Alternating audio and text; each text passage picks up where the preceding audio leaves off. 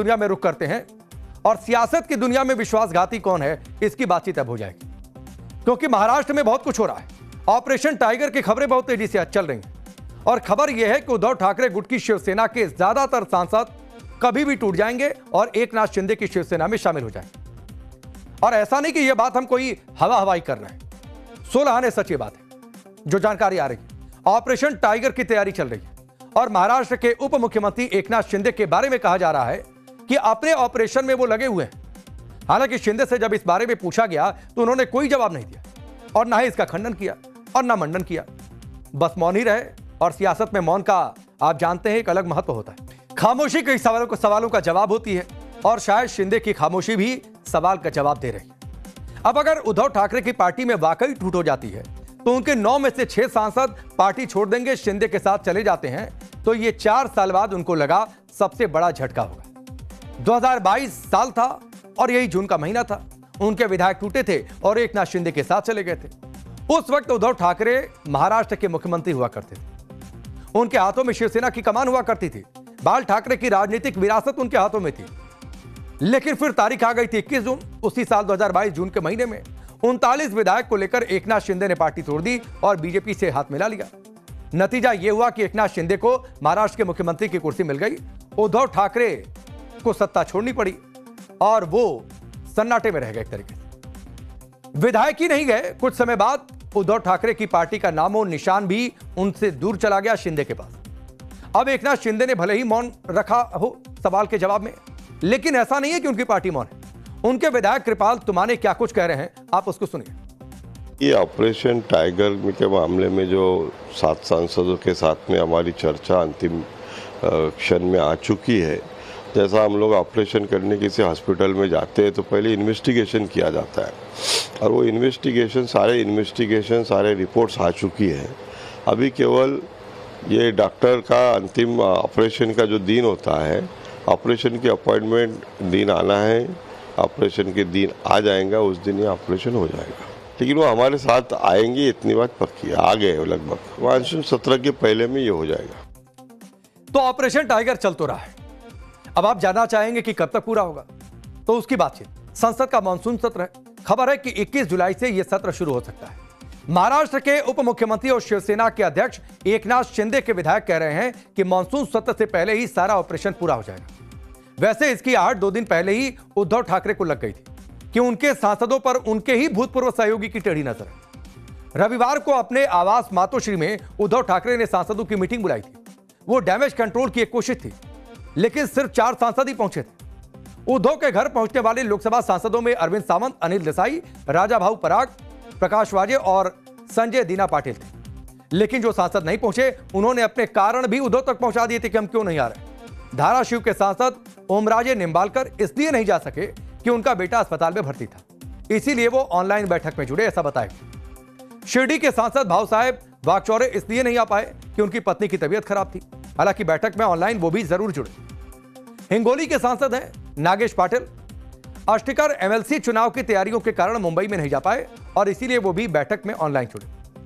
वहीं यवतमाल वाशिम से सांसद हैं संजय देशमुख। उनके बारे में खबर आई कि उनके घर में भी कोई कार्यक्रम चल रहा था, जिसके कारण वो जाने में असमर्थ थे। परभणी से सांसद संजय हरिभाऊ जाधव ना तो मातोश्री पहुंचे, ना तो ऑनलाइन जुड़े।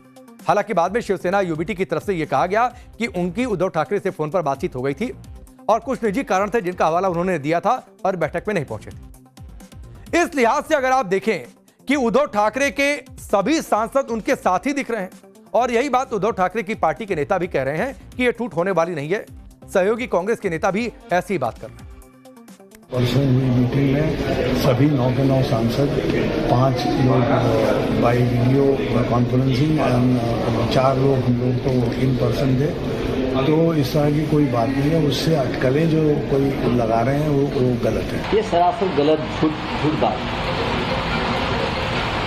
इस प्रकार की कोई जानकारी एक तो हमारे पास नहीं है। 4 दिन पहले ये सभी सांसद शिवसेना पार्टी चीफ उद्धव ठाकरे जी ने जो मीटिंग बुलाई थी उसमें शामिल हो गए थे। कुछ वहाँ आए थे, कुछ ऑनलाइन शामिल हो गए थे और सभी ने उद्धव ठाकरे जी के नेतृत्व पर विश्वास व्यक्त किया। उसमें से कुछ लोग तो ऐसे हैं जिसने किसी की बेटे की शपथ ली,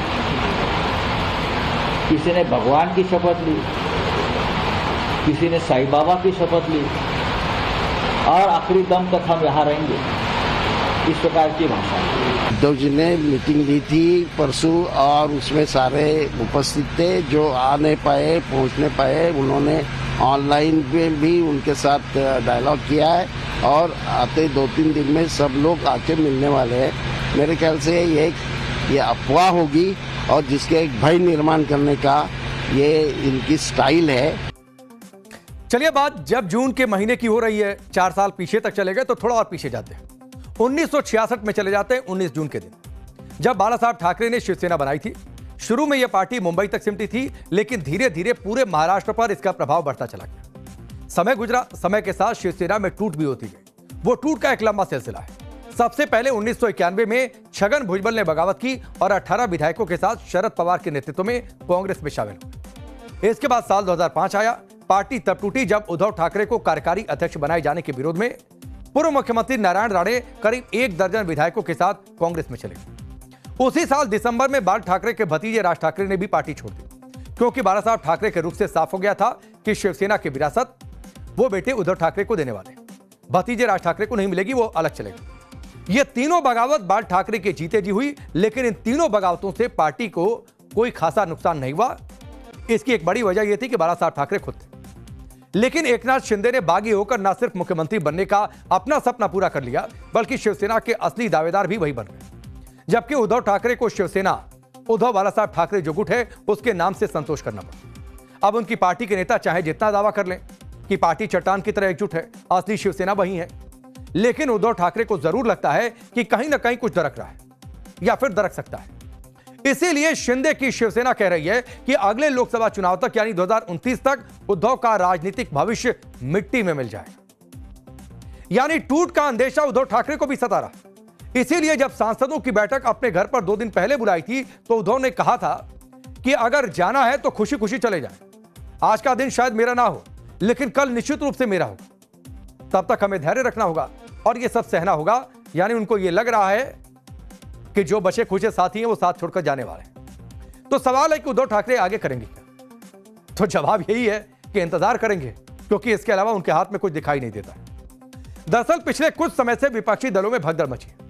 विपक्षी दलों के सांसदों के सारे रास्ते सत्ता के चौराहे की तरफ भागे चले जा रहे हैं। मई महीने में आम आदमी पार्टी के राज्यसभा के 10 सांसद पार्टी छोड़ गए थे और बीजेपी में जाकर शामिल हो गए। उसी तरह टीएमसी, बगावत चुनाव का नतीजा आया, भगदड़ मच गई टीएमसी में। 28 लोकसभा सांसदों में से 20 ने पार्टी छोड़ दी, जाकर एनसीपीआई में मिल गए। इसीलिए जब उद्धव ठाकरे को भनक लगी कि उनके सांसदों पर भी डोरे डाले जा रहे हैं, तो उन्होंने हालात को संभालने की कोशिश की। तो ये हालात है। खैर, बात हालात